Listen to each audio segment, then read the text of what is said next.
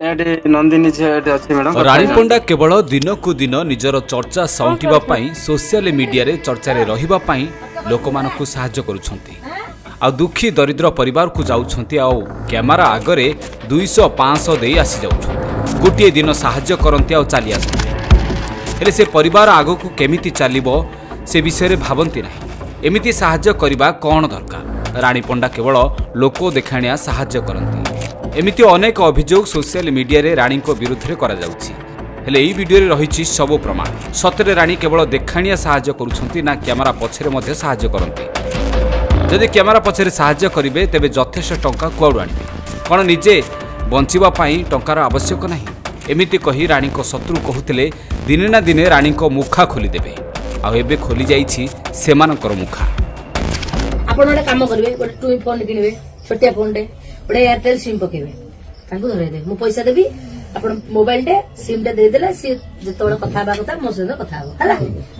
ଆଉ କିଛି ଟେନସନ ନେବାର ନାହିଁ, ବୁଝିଲ? ଆଜି ହେଲା କେତେ ତାରିଖ? 23। ପୁଣି ଆର ମାସ 23ରେ ତମର କଣ୍ଟିନ୍ୟୁ 5,000 ପଡି ଚାଲିଥିବ ହେଲା। ଦେଖିଲେ ତ, କେବଳ ପିଲାମାନଙ୍କୁ ଟଙ୍କା ଦେଲେ ନାହିଁ, ବୁଢ଼ୀ ମାଉସୀ ସହ କଥା ହେବା ସହ ନିଜର ମୋବାଇଲ ନମ୍ବର ମଧ୍ୟ ଦେଇ ଆସିଲେ। ରାଣୀ ପଣ୍ଡା କହିଲେ, ପ୍ରତି ମାସରେ ତୁମ ଆକାଉଣ୍ଟକୁ ମୁଁ 5,000 ଟଙ୍କା ପଠାଇବି, ଚିନ୍ତା କରିବୁନି। ତେବେ ଏ ପରିବାରରେ ବାପା ନାହାନ୍ତି। ଏ କୁନି କୁନି ପିଲାଙ୍କ ପେଟକୁ ଖାଦ୍ୟ ଟିକେ ଯୋଗାଡ଼ କରିବା ପାଇଁ କାଠିକର ପାଠ। ଏ ବୁଢ଼ୀ ମାଆଟି ଏବେ ଅଛି ଏମାନଙ୍କ ପେଟକୁ ଦାନା ଟିକେ ଦେଉଛି। ହେଲେ ଏହି ବୟସରେ ପିଲାଙ୍କ ଭବିଷ୍ୟତ କେମିତି ଗଢ଼ିବ ଚିନ୍ତାରେ ଥିଲା ଏ ବୁଢ଼ୀ ମାଉସୀ। ପହଞ୍ଚିଗଲେ ସେପଟୁ ରାଣୀ ପଣ୍ଡା ଆଉ ହାତ ଧରି କହିଲେ, ମୁଁ ଅଛି, ଚିନ୍ତା କରନି। ଆପଣ ବ୍ୟସ୍ତ ହେବାର ନାହିଁ। ପ୍ରତି ମାସକୁ ଟଙ୍କା 5,000 ପଠେଇବି, ସଉଦା କିଣିବ, ପିଲାମାନଙ୍କୁ ପାଠ ପଢେଇବ।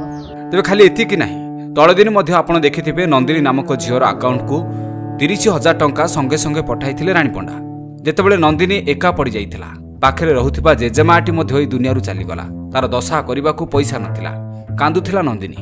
ଯେମିତି ଅନାଥ ହୋଇଯାଇଥିବା ନନ୍ଦିନୀ ତା ଜେଜେମାର ଦଶା ବୁଝି ଦେଇପାରିବ ଗାଁରେ, ସେଥିପାଇଁ ରାଣୀ ପଣ୍ଡା ସବୁ ପ୍ରକାର ବ୍ୟବସ୍ଥା କଲେ। ଏମିତିକି ସଙ୍ଗେ ସଙ୍ଗେ 30,000 ଟଙ୍କା ପଠାଇଦେଲେ। ହଁ ଆଜ୍ଞା, ଆଜିର ସମୟରେ 30,000 ଟଙ୍କା ଗରିବକୁ ଦେବାକୁ ଅମାଙ୍ଗିଆ ଏଠି ସାଧାରଣ ଲୋକେ। କିନ୍ତୁ ରାଣୀ ପଣ୍ଡା ନିଜ ଅର୍ଜିତ ଧନକୁ ଏମିତି ଦେଉଛନ୍ତି।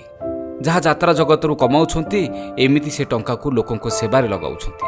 ଆଉ ଏ ଭିଡ଼ିଓଟି ପ୍ରମାଣ କରିଦେଲା ଯେ ରାଣୀ ପଣ୍ଡା କେବଳ କ୍ୟାମେରା ଆଗରେ ସାହାଯ୍ୟ କରୁନାହାନ୍ତି, ମୋବାଇଲରେ ଯୋଗାଯୋଗ ରହିବା ସହିତ ପ୍ରତି ମାସରେ ଟଙ୍କା ପଠାଇ ସେ ପରିବାରର ଦେଖାଶୁଣା କରୁଛନ୍ତି। ଆଉ ଯେଉଁମାନେ ରାଣୀ ପଣ୍ଡାଙ୍କୁ ବିରୋଧ କରି ଏଭଳି ସବୁ ମନ୍ତବ୍ୟ ଦେଉଥିଲେ, ମୁଖା ଖୋଲିଦେବାର ଧମକ ଦେଉଥିଲେ, ସେହି ଭିଡ଼ିଓ ଦେଖିଲା ପରେ ଆପେ ବୁଝିଯିବେ ଯେ ରାଣୀ ପଣ୍ଡା କ'ଣ ଆଉ କାହିଁକି ସମସ୍ତେ ରାଣୀ ପଣ୍ଡାଙ୍କୁ ପ୍ରଶଂସା କରନ୍ତି। ମୁଁ ପଇସା ଦେବି, ଆପଣ ମୋବାଇଲଟେ ସିମ୍ ଟା ଦେଇଦେଲେ ସିଏ ଯେତେବେଳେ କଥା ହେବା କଥା ମୋ ସହିତ କଥା ହବ ହେଲା। ଆଉ କିଛି ଟେନସନ ନେବାର ନାହିଁ।